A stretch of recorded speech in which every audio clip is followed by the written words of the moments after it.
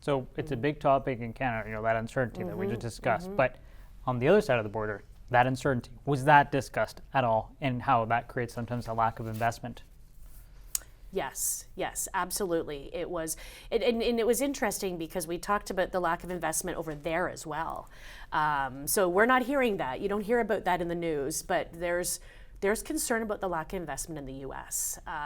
And Canada as well. So, like I said, it was a great trip, and it was really, really encouraging to hear that we're all on the same page. And Minister Stephen Lecce joined the delegation, highlighting energy security. So for the local chemical valley that is in this area, what, in your opinion, what does a successful CUSMA review look like? I think we continue to keep the trade agreement between the three countries, and really, wouldn't it be nice to look at the tariffs that are being implemented right now? I don't know, if that can be included in the new agreement, but certainly I think a successful review would be status quo with the CUSMA, right? It's not a redo, it's a renew. Let's just keep this going. What did they have to say? Yeah, actually, let me back up. Before I say CUSMA, they don't call it CUSMA. They do not. I was telling you before we went on live that over there it's the USMCA.